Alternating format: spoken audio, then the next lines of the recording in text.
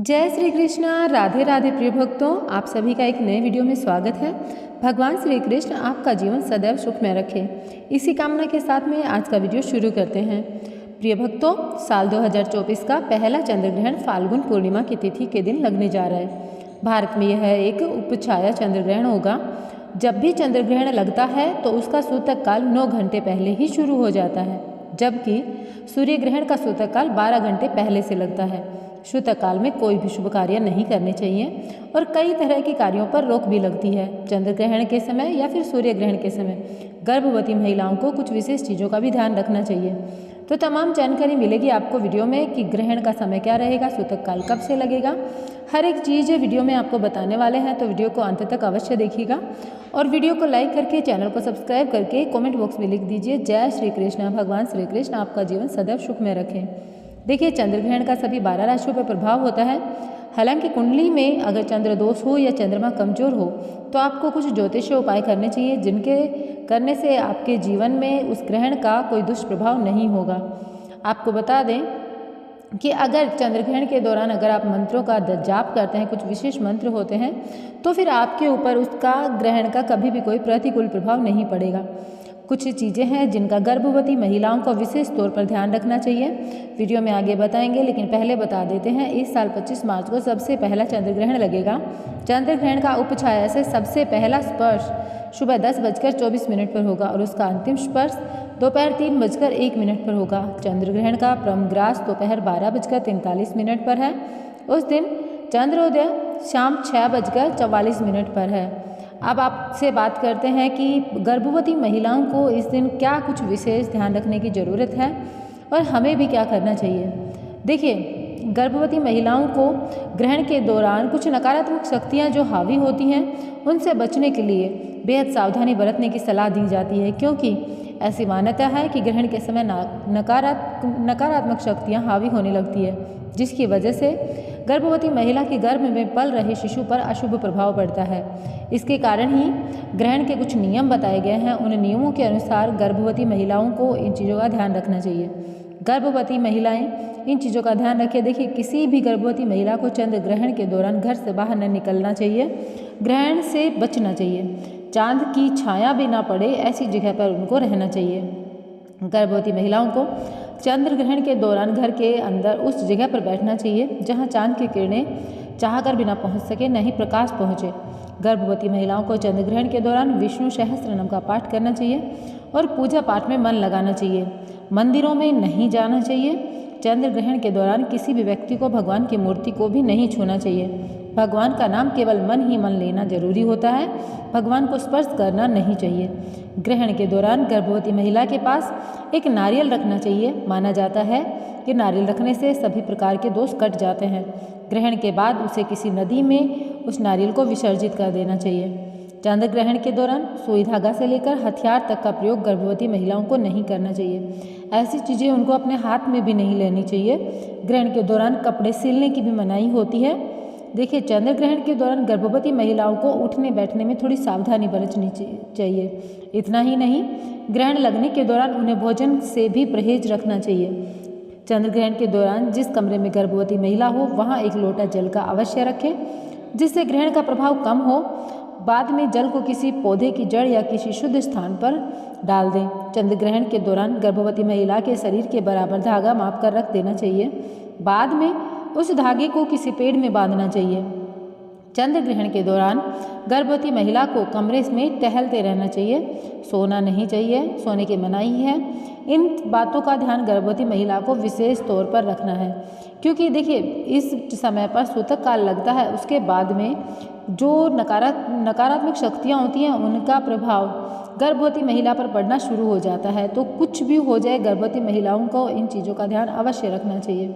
सूतक काल में कुछ भी खाने पीने की मनाही रहती है, क्योंकि जो चंद्र ग्रहण के दौरान किरणें निकलती हैं उनका नकारात्मक प्रभाव खाने पीने की सामग्री पर पड़ता है, जिसके सेवन से स्वास्थ्य प्रभावित होता है। इसके अलावा ग्रहण के समय गर्भवती महिला को बहुत ज़्यादा ध्यान देने की ज़रूरत होती है, क्योंकि उनकी जरा सी लापरवाही से आने वाले बच्चे पर बुरा प्रभाव पड़ता है। गर्भवती महिलाओं को कुछ खास ख्याल रखने अपने ज़रूरी हैं। तो ग्रहण के दौरान रसोई से संबंधित कार्य गर्भवती महिला को कभी नहीं करना चाहिए। उनके आसपास को उन्हें नेगेटिविटी दूर करनी चाहिए, आसपास नेगेटिविटी का माहौल नहीं होना चाहिए। जिस कमरे में हो उस कमरे के बाहर थोड़ा सा गोबर या फिर गेरू से स्वास्तिक का चिन्ह बनाएं। जैसे गोबर से भी बना सकते हैं आप, स्वास्तिक से या फिर गेरू से भी बना सकते हैं।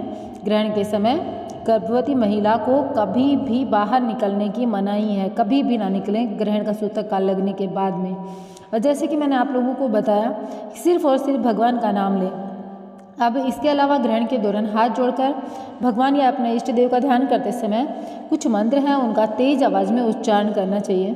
जितनी देर हो सके उतनी देर कर लें। अगर ज़्यादा देर आपसे पॉसिबल नहीं है तो जितनी देर हो सके उतनी देर कर लें, बाकी मन ही मन में आप दोहरा सकते हैं। चंद्र ग्रहण के दौरान चंद्रदेव के मंत्रों का भी अगर आप चाह सकते हैं, आपकी आवाज़ अगर आप बोल सकते हैं तबीयत ठीक है तो आप ऊंची आवाज़ में चंद्रदेव के मंत्रों का उच्चारण करें। इससे आपके बच्चे पर सकारात्मक प्रभाव पड़ेगा। जैसे मंत्र हो गया ओम ऐं ह्रीं सोमाय नमः। साथ ही विश्व देवों का ध्यान भी करना चाहिए। आपको बता दें, विश्व देवों में 10 देवता सम्मिलित हैं, जिनमें इंद्र, अग्नि, सोम, त्वष्टा, रुद्र, पुखन, विष्णु, अश्विनी, मित्र, वरुण और अंगी ऋषि शामिल हैं। आज इन सबका मंत्रों के साथ इस प्रकार ध्यान करें। ओम इंद्राय नमः, ओम अग्नेय नमः, ओम सोमाय नमः, ओम त्वष्टाय नमः, ओम रुद्राय नमः, ओम पुखाय नमः, ओम विष्णुवे नमः, ओम अश्विने नमः, ओम मित्र वरुणाय नमः, ओम अंगिरसाय नमः। आप यह सब करें। उसके बाद में ग्रहण के बाद में स्वच्छ जल के साथ में आप स्नान करें। स्वच्छ जल अर्थात घर का जो जल होता है उसमें थोड़ा गंगा जल डाल लें और फिर उसके बाद स्नान करें। ग्रहण के बाद घर की साफ सफाई करें, पूरे घर में गंगा जल का छिड़काव करें तथा घर के मंदिर में रखे सभी देवी देवताओं की मूर्तियों और चित्रों पर भी गंगा जल का छिड़काव अवश्य करें। ऐसा करने से मंदिर की साफ सफाई हो जाती है। और आपको बता दें कि आपको जैसे बाकी जो बुजुर्ग हैं उनको और गर्भवती महिलाओं को और बच्चों को, गर्भवती महिलाओं को वैसे विशेष तौर पर ग्रहण के दौरान नहीं खाना चाहिए, लेकिन बुजुर्ग और बच्चे खा सकते हैं। खाना मना होता है, बिल्कुल नहीं खाना चाहिए। सूतक काल के दौरान गर्भवती महिलाएं तो अगर नहीं पॉसिबल हो रहा है भूखे रहना तो थोड़ा खा सकती हैं, कोई दिक्कत नहीं है। लेकिन उसमें आप जैसे तुलसी का पत्ता डाल लें। इसके अलावा घर के बुजुर्ग और बच्चों पर यह नियम लागू नहीं होता है। और आपको बता दें, चंद्र ग्रहण के दौरान गर्भवती महिलाओं को अपनी जीभ पर तुलसी का एक पत्ता रखना चाहिए। साथ ही अगर आपको कोई मंत्र पढ़ने में दिक्कत है, आप मंत्र नहीं पढ़ सकते तो हनुमान चालीसा का पाठ आप कर सकते हैं, या फिर श्री दुर्गा सप्तशती है वह पाठ भी आप कर सकते हैं। यह पाठ करने से आपके जीवन में और आपके बच्चे पर सकारात्मक प्रभाव होंगे और आपका जीवन ठीक रहेगा। आपके जीवन में बच्चे के ऊपर कोई भी परेशानी नहीं आएगी। अब आपको बताएं कि यह चंद्रग्रहण जैसे कि आपको बताया होली के दिन है, तो होली के दिन यह ग्रहण होने के कारण आप होली पूजा में भी ना जाएं। आपको घर में ही रहना है, चाहे कुछ भी हो जाए। विशेष तौर पर क्या होता है सामान्यतः हमारे घरों में कि होली एक बहुत बड़ा त्यौहार है, तो पूजा में औरतें चली जाती हैं, लेकिन अगर आप गर्भवती हैं तो बिल्कुल ना जाएं। आप अपने घर के अंदर, जैसे कि पहले ही बताया, जहाँ पर चंद्रमा की किरणें भी ना पहुँचे सूतक काल के बाद में आप ना निकलें। चंद्रमा की किरणें या फिर प्रकाश तो आपको लेना ही नहीं है, तो पूजा में आप ना जाएं। सूतक काल दिन में ही शुरू हो जाएगा, तो आप दिन में पूजा जो होती है मोस्टली ज़्यादातर घरों में बाहर होली पूजन के लिए दोपहर में जाते हैं, तो वो दोपहर का समय जो है वह सूतक काल के दौरान रहेगा, तो आप बिल्कुल ना जाएं। आप सिर्फ और सिर्फ अपने घर पर रहें और भगवान का ध्यान करें। तो ये सारी चीज़ें मैंने आप लोगों को वीडियो में बताई जो कि ग्रहण से संबंधित थी, और ये भी बता दिया है कि ग्रहण कब लग रहा है। इस साल का 2024 का यह पहला ग्रहण है, तो इस दिन विशेष तौर पर आप अगर गर्भवती हैं तो इस चीज़ का ध्यान रखें। आपको बिल्कुल भी इसमें नज़रअंदाज नहीं करना है। चंद्र ग्रहण वाले दिन फाल्गुन पूर्णिमा तिथि है, होली भी है। होली का दहन भद्रा रहित फाल्गुन पूर्णिमा तिथि में प्रदोष काल के समय होगा। इसके अगले दिन जो कलर खेलने वाली होली होती है ना, धुलंडी, वह है। तो पंचांग के अनुसार फाल्गुन पूर्णिमा तिथि 24 मार्च को 9:54 सुबह के समय से शुरू हो जाएगी और 25 मार्च को दोपहर 12:30 बजे तक यह रहने वाली है। तो जितनी भी चीज़ें आपको बताई गई, आशा करती हूँ आप लोगों को पसंद आई होगी वीडियो। अगर पसंद आई हो तो चैनल को सब्सक्राइब कीजिएगा, वीडियो को लाइक कीजिएगा। कमेंट बॉक्स में आपको जय श्री कृष्णा, राधे राधे लिखना नहीं भूलना है, ऐसा लिखकर ज़रूर जाएं। और हाँ, अपने फ्रेंड्स में, अपनी फैमिली में यह वीडियो ज़रूर शेयर करें। आपके दोस्तों और रिश्तेदारों में आप यह वीडियो शेयर करें ताकि आप हमारा मनोबल बढ़ा सकें। तो मिलेंगे एक नए वीडियो के साथ में। जय श्री कृष्ण, राधे राधे।